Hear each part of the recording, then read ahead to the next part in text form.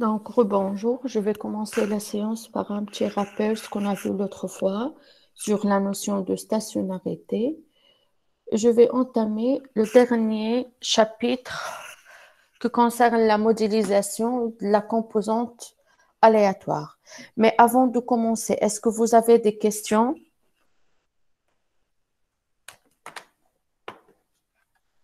Hein?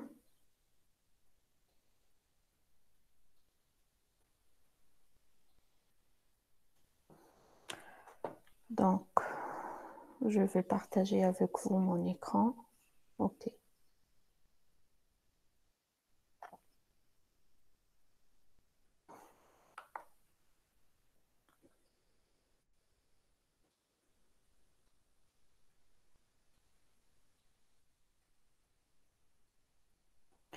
Donc,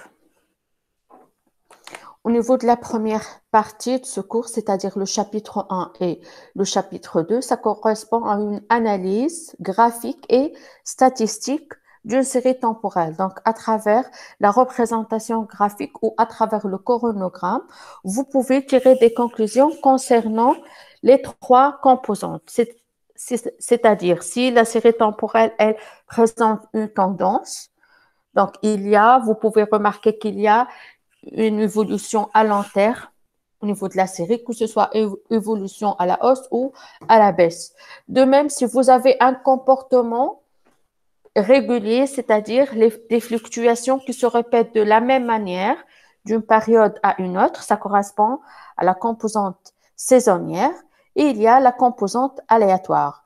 Donc, au niveau du chapitre 3, on a étudié l'ajustement de la partie déterministe, c'est-à-dire l'ajustement de la tendance et de la composante saisonnière. Donc, pour ajuster l'équation de la tendance, on a utilisé la méthode des moindres carrés ordinaires. Donc, le point de départ, je vais considérer que ma série temporelle, elle est exprimée en fonction d'une tendance et d'une composante résiduelle. Donc, en utilisant la méthode des moindres carrés ordinaires, notre objectif consiste à minimiser l'écart entre les différentes réalisations et l'équation de la tendance. Autrement dit, on va minimiser la composante résiduelle, c'est-à-dire on va minimiser la perte d'informations. Notre objectif, c'est d'explorer l'ensemble des informations disponibles au niveau de la composante aléatoire, au niveau de la partie déterministe du modèle, à savoir la tendance et la composante saisonnière. Donc, on a effectué l'estimation des paramètres qui sont inconnus, les paramètres de la tendance. De même, on a effectué la même méthode, la méthode des moindres, on a utilisé la méthode des moindres carrés ordinaires pour estimer les paramètres qui sont relatifs à la composante saisonnière. En fait, je vais supposer que la composante saisonnière, elle est modélisée sur cette forme-là euh, en utilisant une combinaison linéaire entre les fonctions cosinus et sinus. Donc, vous pouvez effectuer l'estimation de ces deux paramètres-là en utilisant la méthode des moindres carrés ordinaires. Bien évidemment, il y a une deuxième méthode pour modéliser la composante saisonnière, c'est l'utilisation de la variable d'amis au niveau de votre cours. Vous avez un exemple et un code R qui va vous permettre de modéliser la composante saisonnière en utilisant la variable d'amis. Maintenant, une fois on a ajusté la partie déterministe, c'est-à-dire la tendance et la composante saisonnière, la question que se pose maintenant, on va s'intéresser à la composante aléatoire ou la partie résiduelle. La question que se pose, comment vous devez procéder pour modéliser cette composante-là. Donc, il y a un concept qui est très important, qui est fondamental, c'est la notion de stationnarité. Donc, avant de passer à la modélisation de la composante résiduelle, il faut tester la stationnarité. Donc, l'autre fois, on a étudié la stationnarité. Voilà, j'ai identifié la notion de stationnarité et les outils, que ce soit statistique ou à travers l'interprétation graphique, comment étudier la stationnarité d'une de la composante résiduelle. Donc, avant de modéliser la composante résiduelle, il faut vérifier qu'elle est stationnaire. Voilà, donc un bruit blanc, c'est un processus stationnaire puisqu'il présente une moyenne qui est nulle, elle est constante et ne dépend pas du temps. Oui, oui. Est-ce qu'il y a quelqu'un qui veut prendre la parole? Hein?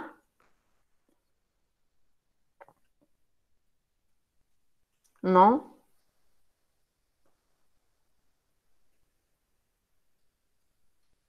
Est-ce que vous avez des questions avant d'avancer au niveau de cette partie-là? Pas de question. OK. Donc, le bruit blanc est un processus stationnaire puisque il est caractérisé par une moyenne ou une variance qui sont constantes et qui ne dépend pas du temps. De même, la covariance, elle est nulle, elle ne dépend pas du temps t. C'est clair? Donc, vous pouvez interpréter ce résultat-là, que ce soit en calculant les indicateurs statistiques pour tirer une conclusion si ce processus est un processus stationnaire ou non. De même, vous pouvez effectuer une interprétation graphique. Donc, à travers une visualisation simple du chronogramme, vous pouvez constater que la moyenne, elle est constante et les oscillations sont les mêmes de part et d'autre de cette moyenne. Donc, il y a une forme plate. Il n'y a pas une variation de la moyenne et, et il n'y a pas une variation au niveau de la tendance, de la variance, c'est-à-dire la variance et la moyenne ne dépendent pas du temps. C'est clair? Il y a bien évidemment un test statistique que vous pouvez l'effectuer pour vérifier la stationnarité d'un processus.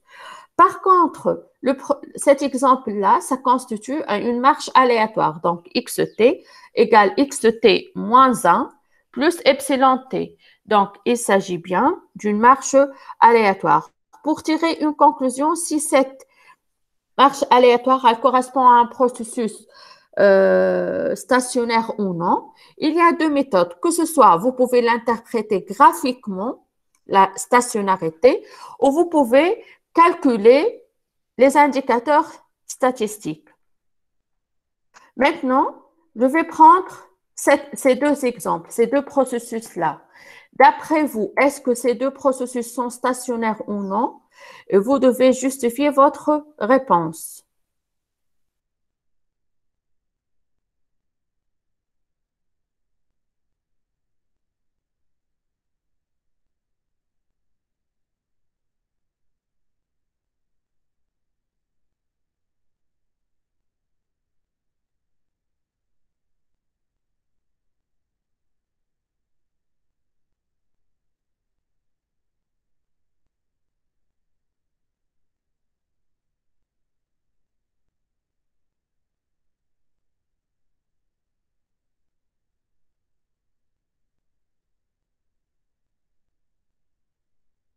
Ah,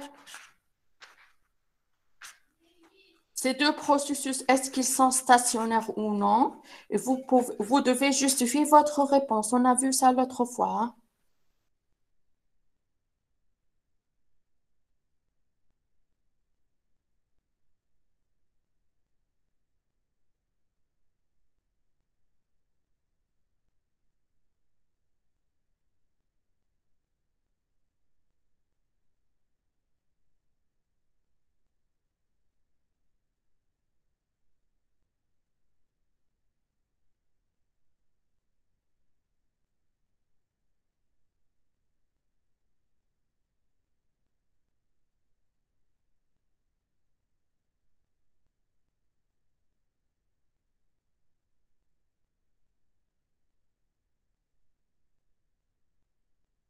Tout d'abord, est-ce qu'elle est claire la notion de stationnarité? Hein?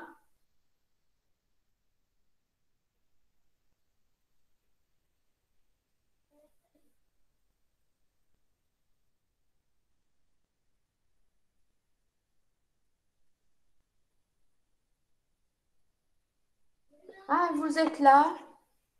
Oui, madame. Et est-ce que c'est clair la notion de stationnarité ou non? Oui, oui. Et donc, vous pouvez répondre à cette question. Est-ce que ces deux processus-là sont stationnaires ou non? Et vous devez justifier votre réponse.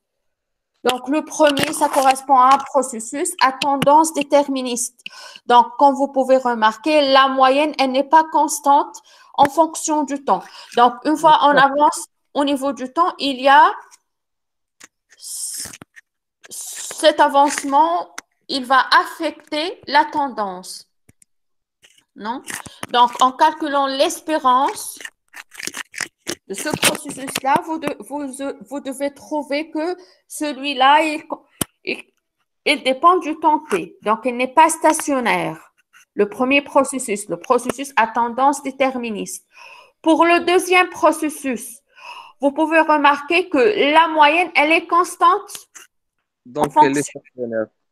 Non, il faut vérifier la variance. Est-ce que la variance, elle est constante en fonction du temps? La variance, c'est-à-dire l'évolution ou l'écart de part et d'autre de la moyenne. Est-ce que vous avez un même écart tout au long de cette série? Non. Donc, la variance, elle dépend du temps. Donc, ces deux processus sont deux processus non stationnaires. Donc, pour vérifier ça, que ce soit à travers une interprétation graphique, donc un processus stationnaire, nécessairement, il doit avoir cette forme plate, que ce soit à travers le calcul des indicateurs statistiques, c'est-à-dire l'espérance et la variance. Donc, pour le premier processus, le processus à tendance déterministe, donc en calculant l'espérance, elle dépend du temps t. Donc, le processus est non stationnaire. Concernant le deuxième processus, le processus à tendance stochastique, donc, vous avez la moyenne, elle est constante, elle ne dépend pas du temps t. Vous devez vérifier la variance. Bien évidemment, vous avez une variance qui dépend du temps t. Et par conséquent, le processus 2, c'est-à-dire le processus à tendance stochastique, est un processus non stationnaire. Maintenant, pour modéliser la composante résiduée, vous devez stationnariser ces deux séries-là.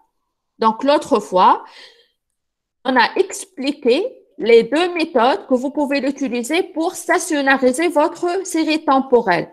Donc, la première méthode, vous pouvez utiliser la différenciation. Donc, pour stationnariser un processus à tendance stochastique, vous pouvez calculer la différence. Donc, vous pouvez calculer xt moins 1. Et par conséquent, vous obtenez un processus stationnaire. Donc, cette différence, ça vous permettait d'obtenir epsilon t. Epsilon t, c'est un bruit blanc qui est stationnaire. Concernant le processus à tendance déterministe, comment vous pouvez stationnariser ce processus? Donc, vous devez retrancher l'équation de la tendance, puisque l'équation de la tendance, c'est elle qui dépend du temps t. Donc, vous devez retrancher moins alpha chapeau, moins bêta chapeau fois t. Avec alpha chapeau et bêta chapeau, ce sont les paramètres estimés en utilisant la méthode de moindre carré ordinaire. C'est clair? De même, vous pouvez interpréter la stationnarité en effectuant une interprétation de la fonction d'autocorrélation. Donc, la fonction d'autocorrélation, au niveau de cette fonction, s'il y a une décroissance lente, ça implique que votre série temporelle présente une tendance et par conséquent, elle n'est pas stationnaire. C'est clair? Oui, Vous, madame. vous pouvez aussi vérifier la stationnarité en utilisant le test statistique. Voilà, le test de Augmented Decupfollow, donc le test ADF. Il y a une commande R qui va vous permettre d'obtenir les différents résultats pour ce test-là. Donc, au niveau de H0, l'hypothèse nulle du test, donc vous avez une série non stationnaire.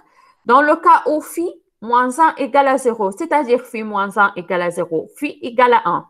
Et par conséquent, il s'agit d'une marche aléatoire. Xt égale xt moins 1 plus c plus epsilon T. Avec epsilon T, un bruit blanc qui est un processus stationnaire. Donc, dans le cas d'une marche aléatoire, c'est un processus non stationnaire. Donc, au niveau de H0, vous avez votre série non stationnaire. Contre l'hypothèse alternative H1, votre série est stationnaire. Donc, pour tirer une conclusion concernant l'hypothèse à accepter et celle à rejeter, vous devez comparer p-value, donc qui correspond à la sortie de cette commande-là. Donc, pour effectuer le test de stationnarité, la commande R à utiliser adf.test. Donc, pour tirer une conclusion sur l'hypothèse à accepter et celle à rejeter, vous devez comparer p-value par rapport à un risque alpha. Donc, si p-value est supérieur à 5%, donc le risque alpha par défaut 5%, on accepte H0 et par conséquent, le processus est non stationnaire. Donc, l'étape suivante, c'est de stationnariser votre série temporelle, que ce soit en utilisant la différenciation, que ce soit à travers la soustraction de l'équation de la tendance qui est estimée à travers la méthode des moindres carrés ordinaires. Est-ce que c'est clair cette première partie avant d'avancer, s'il vous plaît? Vous pouvez prendre la parole. Hein?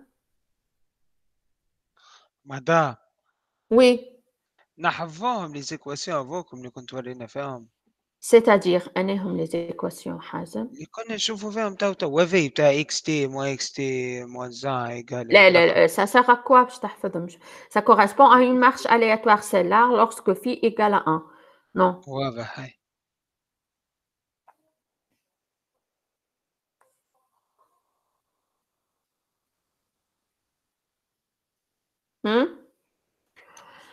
Donc, une fois vous avez vérifié la stationnarité de votre série et vous avez effectué la différenciation si votre série temporelle n'est pas stationnaire. Donc, vous devez la rendre stationnaire. Donc, l'étape suivante, c'est de comparer cette série-là qui est stationnaire par rapport à un bruit blanc.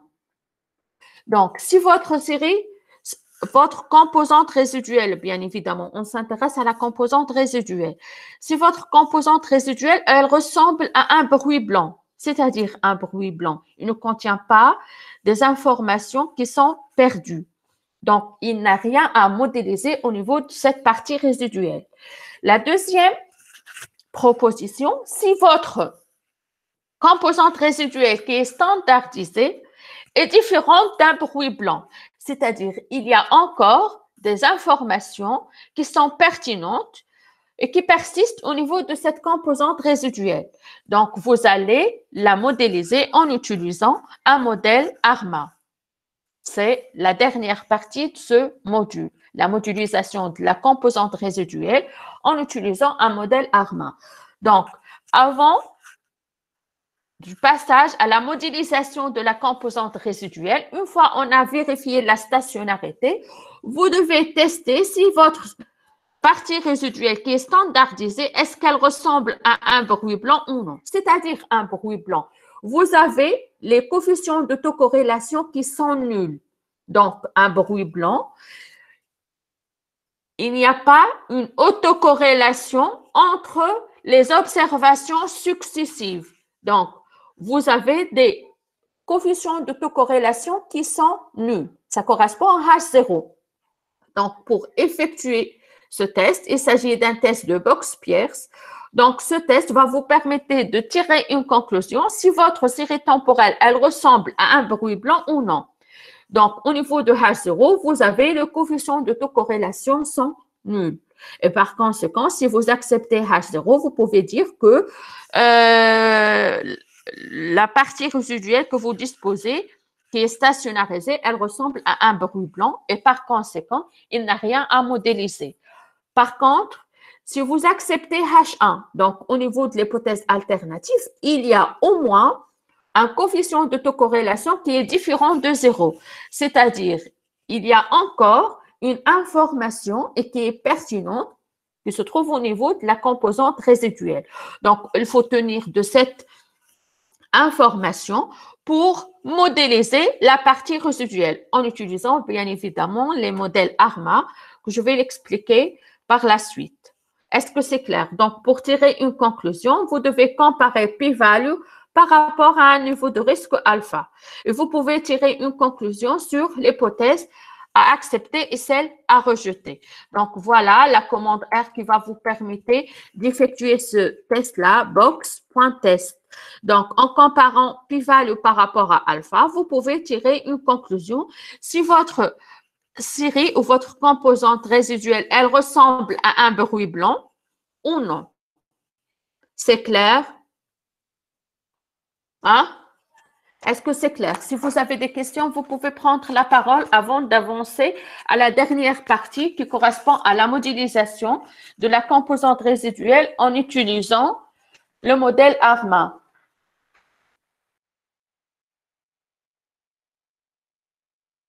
Pas de question.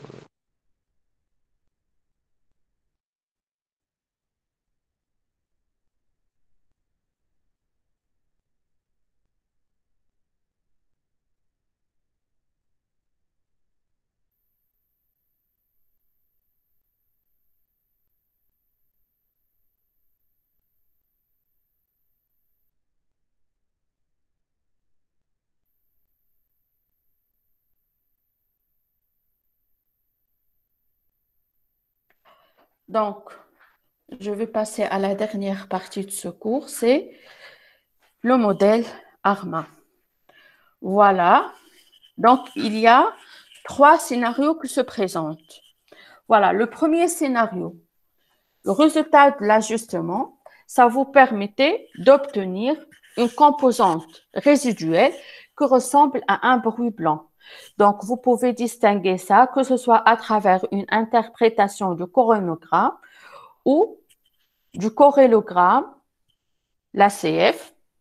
Voilà, vous pouvez remarquer qu'il y a absence de la dépendance stochastique. Donc, il s'agit bien d'un bruit blanc.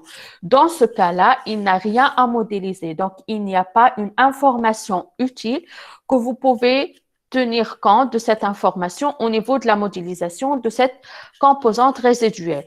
Donc, une fois on a bien ajusté notre modèle, donc autrement, on a filtré notre modèle. Donc, on obtient une composante résiduelle qui ressemble à un bruit blanc. Et c'est ça le cas idéal. C'est clair? Donc, le deuxième scénario, si vous obtenez donc une partie résiduelle qui est stationnaire, hein, mais elle ne ressemble pas à un bruit blanc, puisque au niveau du corrélogramme, voilà, il y a présence d'autocorrélation. Donc, quelle est la décision que vous pouvez prendre dans ce cas-là? Donc, si vous avez une partie résiduelle, donc après l'ajustement de la partie déterministe, donc vous obtenez un bruit blanc, vous obtenez plutôt une composante résiduelle qui est stationnaire, mais qui ne ressemble pas à un bruit blanc. Hein? Comment vous allez procéder dans ce cas-là?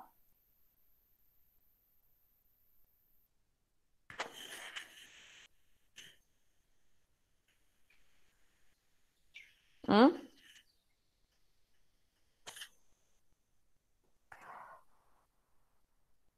Donc, si vous disposez de ce scénario, la partie résiduelle, elle est stationnaire, mais elle est différente d'un bruit blanc. Donc, il y a encore des autocorrélations entre les résidus. Bien évidemment, il y a une information utile que vous devez l'explorer au niveau de cette composante résiduelle. Et par conséquent, vous devez modéliser cette composante-là en utilisant un modèle ARMA. Je vais vous définir par la suite qu'est-ce que ça veut dire un modèle ARMA et comment l'identifier. Donc, voilà le troisième scénario. Après l'ajustement, vous obtenez une composante résiduelle, mais cette composante-là, elle n'est pas stationnaire. Donc, la première étape que vous devez effectuer à ce niveau-là, vous devez stationnariser cette série-là, c'est-à-dire en appliquant la différenciation. Bien évidemment, vous pouvez remarquer que cette série, elle présente une tendance. Est-ce que c'est clair? Voilà les trois scénarios qui se présentent. Que ce soit vous obtenez une partie résiduelle qui est stationnaire et qui ressemble à un bruit blanc. Dans ce cas-là, il n'a rien à modéliser au niveau de la composante résiduelle. Le deuxième scénario, si vous avez une partie résiduelle qui est stationnaire, mais qui ne ressemble pas à un bruit blanc, c'est-à-dire il y a encore une perte d'information que vous devez l'explorer au niveau de la modélisation de la composante résiduelle. Et le troisième scénario, si vous obtenez une composante résiduelle et qui est non stationnaire. Donc, la première étape à faire, c'est de stationnariser cette série temporelle et puis vous pouvez tester si cette série temporelle, elle ressemble à un bruit blanc ou non. C'est clair? Hein?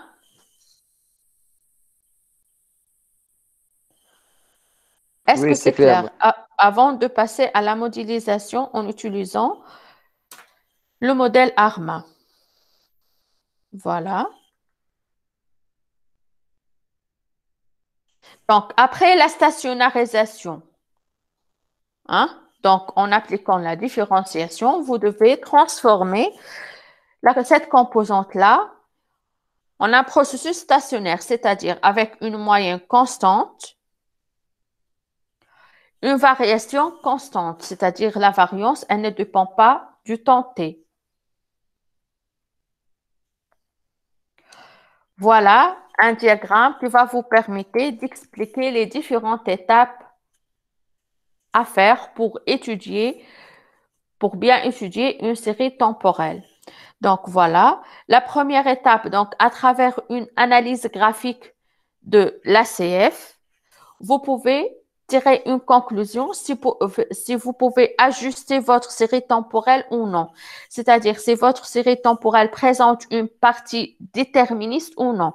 La partie déterministe, c'est la tendance et la composante saisonnière. Donc, si votre série temporelle présente une tendance et une composante saisonnière, vous pouvez distinguer ça à travers une analyse graphique du corrélogramme. Donc, vous pouvez procéder à un ajustement en utilisant la méthode de moindre carré ordinaire pour la tendance et la composante saisonnière. De même, vous pouvez modéliser la composante saisonnière en utilisant une variable d'Ami. Donc, une fois on a effectué l'ajustement, c'est-à-dire on va filtrer de votre série temporelle la partie déterministe. Maintenant, on va s'intéresser à la partie résiduelle. Donc, vous devez effectuer le test de stationnarité. Donc, si votre série temporelle, je m'intéresse bien à la composante résiduelle, hein, elle est stationnaire. Donc, vous pouvez passer à la modélisation. Bien évidemment, après la stationnarité, vous devez vérifier si cette partie résiduelle, elle ressemble à un bruit blanc ou non, en utilisant le test statistique box.test. Donc, si cette série, elle est stationnaire et ne ressemble pas à un bruit blanc, donc vous pouvez la modéliser en utilisant le modèle ARMA. Donc, je vais vous expliquer par la suite ce modèle-là. Si votre série temporelle, ou je m'intéresse bien à la composante résiduelle, elle est non stationnaire. Donc, vous devez la stationnariser en appliquant la différenciation d'ordre K. Donc, vous pouvez effectuer la différenciation avec un ordre supérieur à 1. L'objectif visé, c'est de rendre votre série, votre composante résiduelle stationnaire. Donc, une fois vous avez obtenu une série stationnaire, vous pouvez tester si elle ressemble à un bruit blanc ou non. Et par conséquent, si elle ne ressemble pas à un bruit blanc, vous pouvez modéliser cette composante-là à travers un modèle ARMA. Hein? Donc, avant de passer à la modélisation de la composante résiduelle, est-ce que vous avez des questions ou un point qui n'est pas clair à ce niveau-là?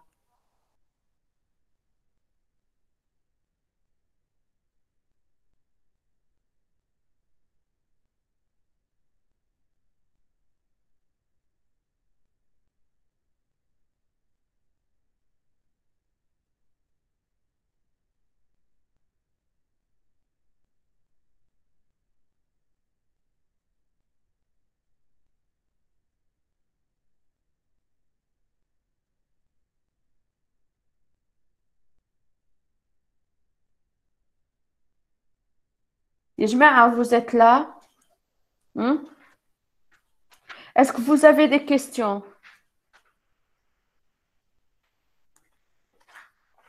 Pas de question même. OK.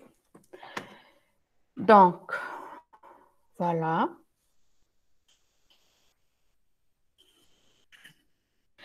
Donc, l'objectif de la stationnarisation, c'est d'obtenir un modèle unique qui va vous permettre de bien modéliser la composante saisonnière en utilisant le modèle ARMA. Donc, ARMA, il est composé de deux modèles. Le premier modèle AR d'ordre P, c'est un modèle autorégressif. Donc, je vais vous expliquer par la suite l'équation ou comment vous pouvez écrire ce modèle-là et comment vous pouvez retenir l'ordre P.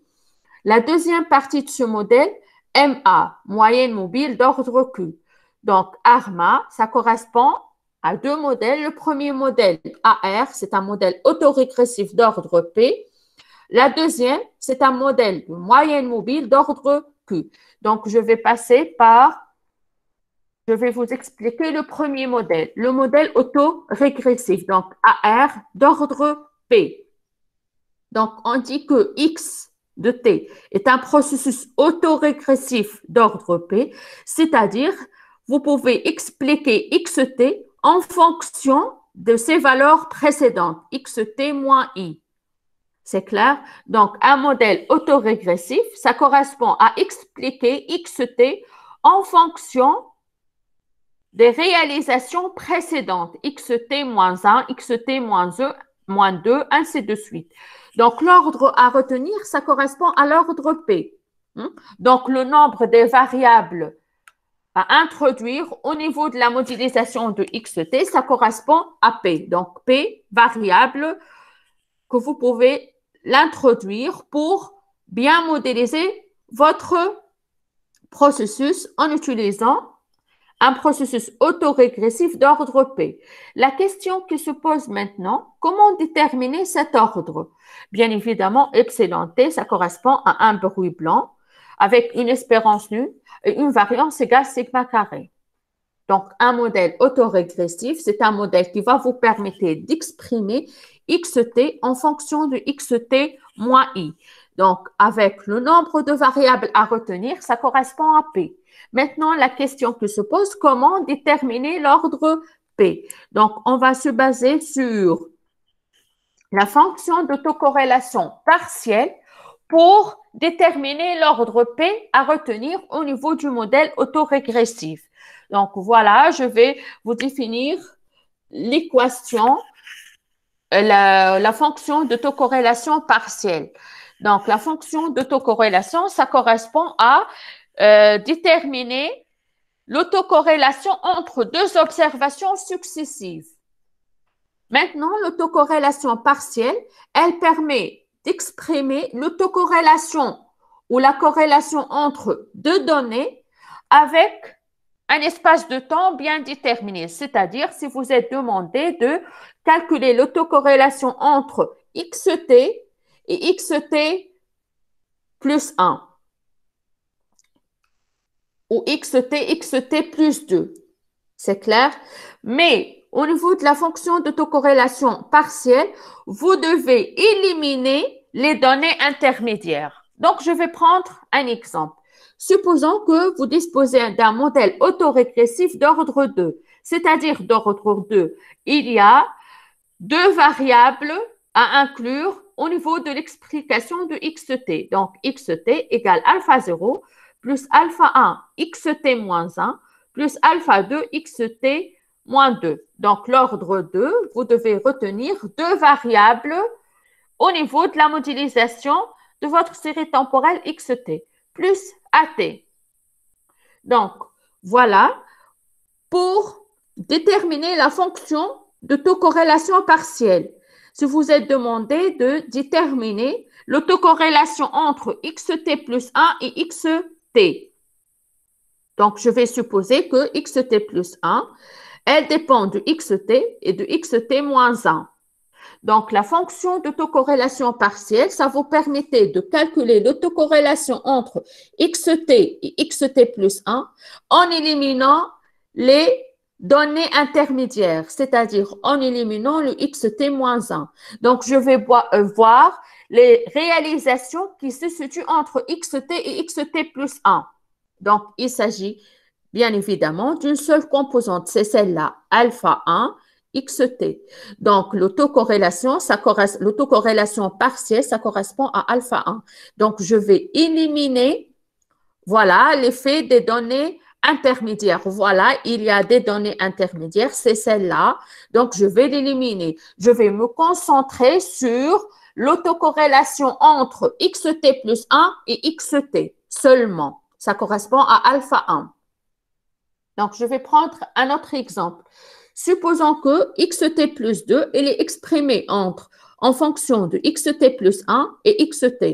Donc, pour déterminer ou pour calculer le coefficient d'autocorrélation partielle, ça revient à éliminer les effets intermédiaires ou les réalisations intermédiaires qui se trouvent entre xt et xt plus 2. Donc, la valeur qui se trouve entre xt et xt plus 2, c'est celle-là, alpha 1, xt plus 1. Donc, on va éliminer cette composante-là et bien évidemment, l'autocorrélation partielle entre xt et xt plus 2, ça correspond à alpha 2. C'est clair?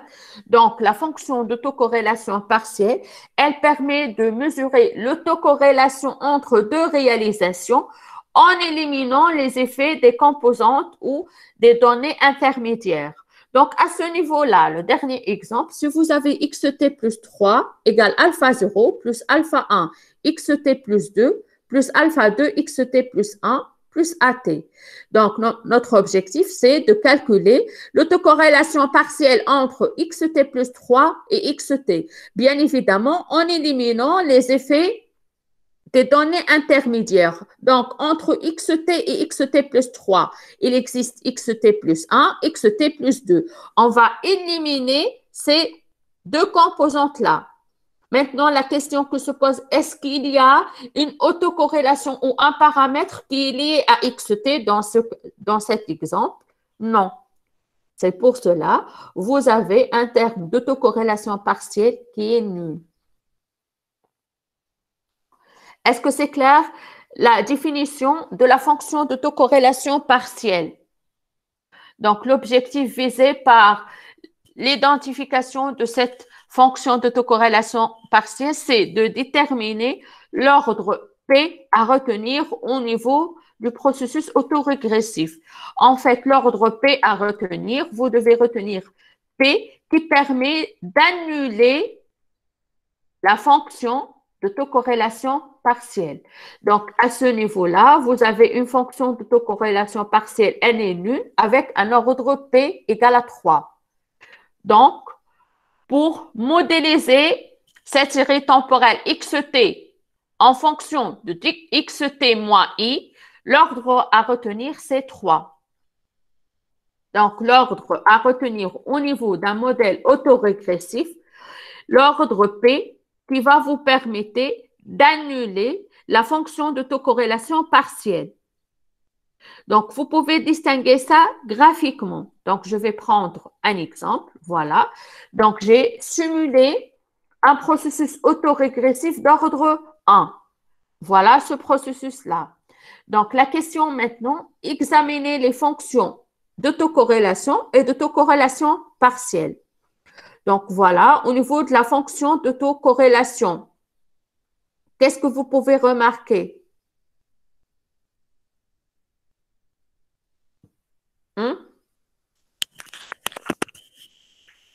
Au niveau de la fonction d'autocorrélation, celle-là, c'est la première. Il y a une décroissance lente. Concernant la fonction d'autocorrélation partielle, donc, la première chose que vous devez retenir, le premier bâton qui se trouve au niveau de la fonction d'autocorrélation, ça correspond à 1, c'est-à-dire on va étudier xt en fonction de xt. Donc, je dispose 100% de l'information. Par contre, au niveau de l'autocorrélation partielle, elle ne correspond pas à 1. Donc, celle-là, ça correspond au coefficient. Donc, le 0,8, ça correspond à cette valeur-là. Donc, 0,8, xt moins 1. Maintenant, comment déterminer l'ordre P à retenir? Au niveau de cette fonction d'autocorrélation partielle, il y a une seule valeur qui est différente de 0. Donc, à partir d'un ordre qui dépasse 1, vous obtenez des autocorrélations qui est nulle. Donc, l'ordre à retenir, ça correspond à 1. Donc, pour modéliser un modèle autorégressif, donc la commande R, c'est ARIMA. Donc, le premier argument, ça correspond au coefficient. Pour obtenir la fonction d'autocorrélation, ça correspond à ACF. La fonction d'autocorrélation partielle, PACF. Donc, l'ordre à retenir au niveau d'un modèle AR, ça correspond au nombre de bâtons au niveau de leur fonction d'autocorrélation partielle, tel que le nombre de bâtons qui dépasse cet intervalle de confiance. À l'intérieur de cet intervalle, les autocorrélations, ils sont nulles. Donc, l'ordre P à retenir, c'est celui au-delà de cet ordre, vous n'avez pas une autocorrélation. L'autocorrélation, elle est nulle. C'est clair?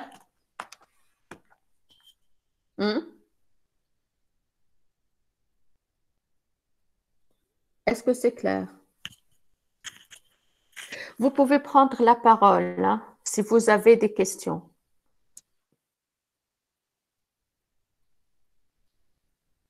Pas de question. Oui. Pas de questions? Donc, pour modéliser la composante résiduelle, vous pouvez disposer de deux modèles, le modèle AR et le modèle MA. De même, vous pouvez combiner les deux et vous obtenez un modèle ARMA. Donc, voilà le modèle AR d'ordre P. Donc, le modèle AR, ça vous permettait d'expliquer XT en fonction de XT moins I avec l'ordre P que vous pouvez le déterminer en effectuant une interprétation simple de la fonction d'autocorrélation partielle. Donc, la fonction d'autocorrélation partielle, elle permet de mesurer l'autocorrélation entre deux réalisations en éliminant les effets intermédiaires. Voilà. Donc, un deuxième exemple, je vais simuler un modèle autorégressif d'ordre 2. Voilà, xt, ça correspond moins 0,5 xt moins 1, moins 0,9 xt moins 2, plus epsilon qui correspond à un bruit blanc. Donc, voilà pour la commande R à utiliser pour simuler un modèle AR, c'est la commande arima.sim. Donc, à travers une interprétation de la fonction d'autocorrélation partielle, vous pouvez déterminer les coefficients et le nombre P, l'ordre P à introduire pour bien exprimer xt en fonction de xt moins i. Donc, à travers une visualisation simple de la fonction d'autocorrélation partielle, vous pouvez distinguer que vous disposez de deux valeurs qui sont différentes de 0. Donc, à partir d'un ordre qui dépasse 2, vous obtenez des autocorrélations qui sont nulles et se trouvent à l'intérieur de cet intervalle-là. Donc, l'ordre P à retenir, c'est 2. Donc, le premier coefficient, donc, au niveau du bâton, vous pouvez distinguer la valeur des coefficients à introduire au niveau de votre modèle AR. C'est clair? Donc, un modèle autorégressif, ça vous permettait d'exprimer xt en fonction de xt moins i. Avec l'ordre P à retenir, vous pouvez le déterminer à travers une interprétation simple de la fonction d'autocorrélation partielle. C'est clair? Donc, P, ça correspond au nombre de bâtons qui dépasse cet intervalle-là. Maintenant, la deuxième partie, c'est le modèle MA, la modèle moyenne mobile d'ordre Q. Donc, le modèle de moyenne mobile, ça correspond à modéliser xt en fonction des erreurs passées, en fonction des epsilon, avec un retard i. Donc, maintenant, la question que se pose, quel est l'ordre Q à retenir? Maintenant, pour déterminer l'ordre Q, ça revient à interpréter la fonction d'autocorrélation. C'est clair? Donc, pour le modèle AR, pour déterminer l'ordre P, ça revient à interpréter la fonction d'autocorrélation partielle. Par contre, au niveau d'un modèle MA, l'ordre à retenir, ça correspond à l'interprétation de la fonction d'autocorrélation. Mais vous devez faire attention. L'ordre Q, vous devez retenir l'ordre à partir duquel, au-delà duquel, vous obtenez des autocorrélations qui sont nulles. Donc, le premier bâton à ne pas prendre en considération. C'est clair? Toujours au niveau de la fonction d'autocorrélation, le premier bâton, ça correspond à 1, c'est-à-dire 100% de l'information. Vous ne pouvez pas tirer une conclusion sur l'ordre Q à retenir en tenant compte de cet bâton-là. C'est clair? Vous devez faire attention. Il y a une différence entre l'ordre P et Q.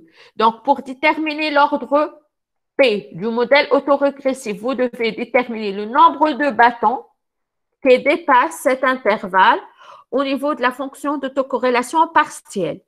Par contre, au niveau de la moyenne mobile qui permet d'expliquer xt en fonction des erreurs précédentes, donc l'ordre Q à retenir, ça revient au nombre de bâtons au niveau de la fonction d'autocorrélation qui dépasse cet intervalle, mais à ne pas retenir la première. C'est clair, vous devez éliminer la première.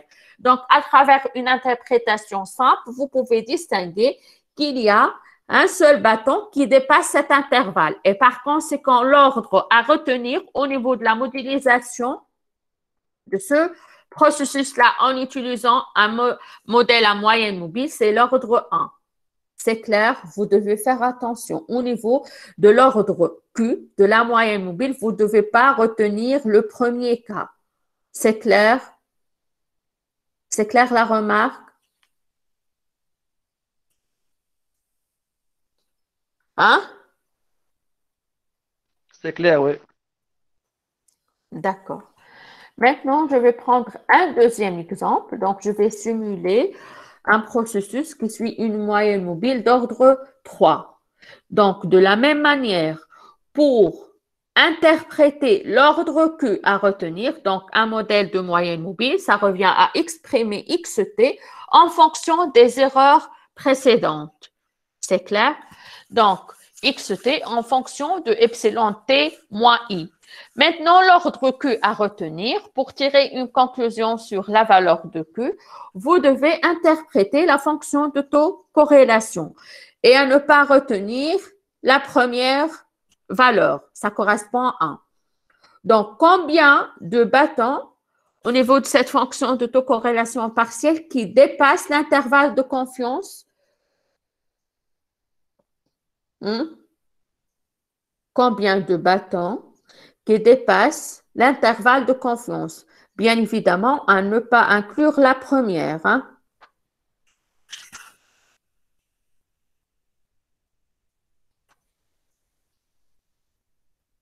Combien de bâtons?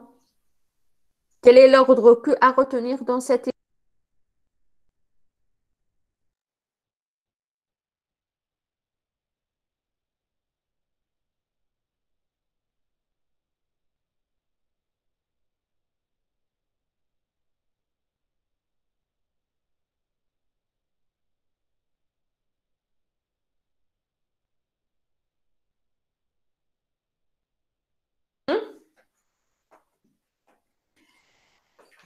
Quel est l'ordre Q à retenir pour modéliser votre série temporelle xt en fonction des erreurs précédentes?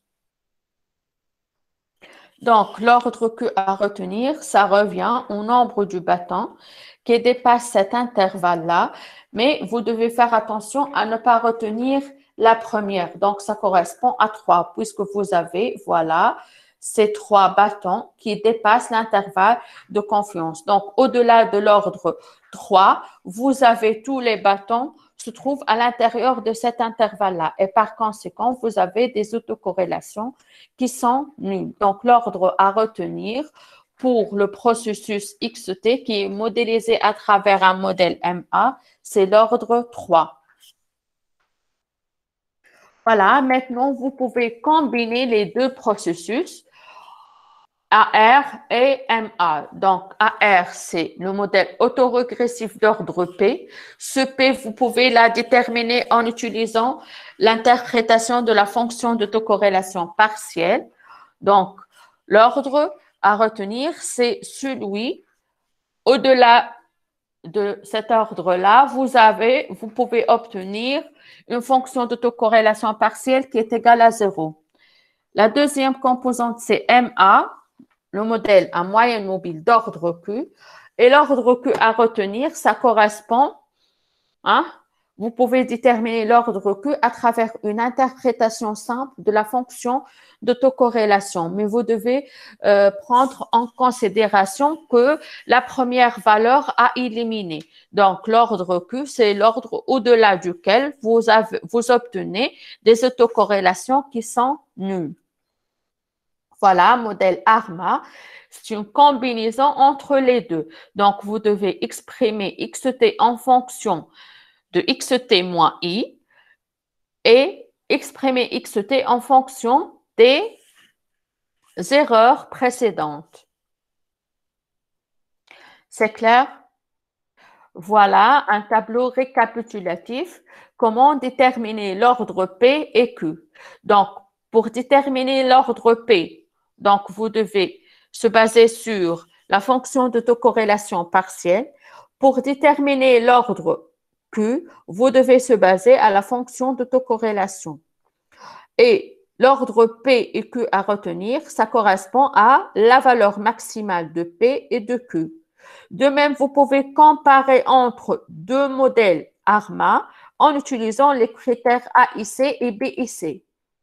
Et la commande qui va vous permettre d'estimer ce modèle-là, modèle ARMA, c'est ARIMA. Donc, AR, ça correspond à la partie autorégressive. MA, ça correspond à la partie moyenne mobile. Et le I, ça correspond à l'ordre de la différenciation. Donc, bien évidemment, avant de modéliser la composante résiduelle, vous devez la rendre stationnaire en utilisant les différenciations.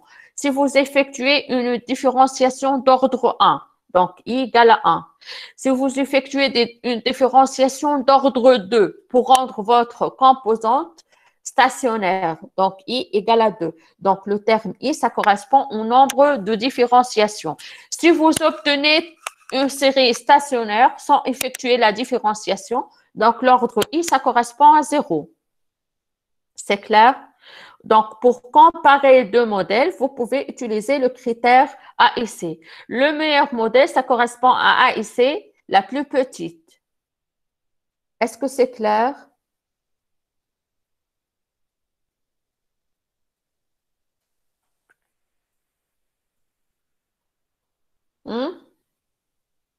Est-ce que vous avez des questions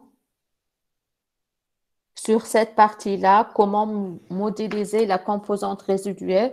Donc, toujours, voilà un graphe qui est récapitulatif et qui tient compte des différents cas qui se présentent. Voilà ce graphe-là. Donc, vous devez partir d'une série temporelle. Vous pouvez l'analyser graphiquement en se basant sur la fonction ACF. Donc, à travers l'interprétation, vous pouvez distinguer si votre série temporelle présente une tendance ou une composante saisonnière. Si c'est le cas, donc, vous pouvez passer à l'ajustement. Si votre série temporelle elle ne présente pas une tendance et une composante saisonnière, donc il s'agit tout court d'une composante aléatoire. Donc, il n'est pas possible d'effectuer un ajustement. Donc, l'ajustement, ça concerne seulement la partie déterministe, qui est la tendance et la composante saisonnière. C'est clair? Donc, après avoir effectué l'ajustement en utilisant la méthode de moindre carré ordinaire, vous devez tester la stationnarité de la partie résiduelle. Donc, l'ajustement, ça vous permettait de filtrer la partie déterministe, la tendance et la composante saisonnière. Donc, ce qui reste, ça correspond à la composante aléatoire. C'est clair? Donc, pour modéliser cette composante aléatoire, vous devez la rendre stationnaire. Donc, vous devez effectuer le test de stationnarité si votre série temporelle est stationnaire. Voilà, donc vous pouvez effectuer le test box.test pour tirer une conclusion si votre série temporelle, elle ressemble bien évidemment à la composante résiduelle qui est stationnaire. Si elle ressemble à un bruit blanc ou non. Si elle ne ressemble pas à un bruit blanc. Donc, il y a encore de l'information qui se trouve au niveau de cette composante résiduelle et que vous pouvez la modéliser en utilisant un modèle autorégressif moyenne mobile, AR, MA. Donc, AR, c'est-à-dire vous expliquez XT en fonction de XT moins I et MA en expliquant XT en fonction de epsilon T moins I. Donc, l'une en fonction des observations précédentes et l'autre en fonction des résidus précédents. C'est clair? Et pour déterminer l'ordre P, vous devez utiliser une fonction d'autocorrélation partielle. L'ordre à retenir, ça correspond au nombre de bâtons qui dépassent l'intervalle pointillé. Pour le modèle MA, l'ordre Q à retenir, vous devez utiliser une fonction d'autocorrélation. Mais vous devez faire attention en éliminant le premier bâton et vous comptez le nombre de bâtons qui dépassent l'intervalle qui est pointillé. C'est clair? Si votre série est non stationnaire, donc vous pouvez la stationnariser en appliquant la différenciation, c'est-à-dire vous calculez xt moins 1, ça correspond à la différence d'ordre 1. Et vous devez tester la stationnarité. Si encore, après la différenciation d'ordre 1, votre série n'est pas stationnaire, vous pouvez passer à la différenciation d'ordre 2 et calculer xt moins 2 et ainsi de suite. Donc, jusqu'à obtenir une série stationnaire. C'est clair? Une fois que vous avez obtenu une série stationnaire, après K différenciation, vous devez tester si votre série stationnaire, elle ressemble à un bruit blanc ou non. Si elle ne ressemble pas à un bruit blanc, vous pouvez la modéliser en utilisant un modèle ARMA. Si elle ressemble à un bruit blanc, il n'y a rien à modéliser au niveau de la composante résiduelle. Il n'y a pas un manque d'information. Donc, est-ce que c'est clair?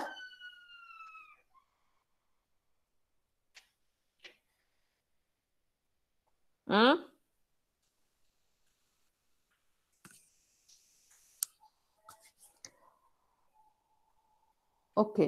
Donc, il y a une question au niveau du classement. Donc, ce n'est pas pour votre groupe. Donc, BA6, je pense. Voilà. Donc,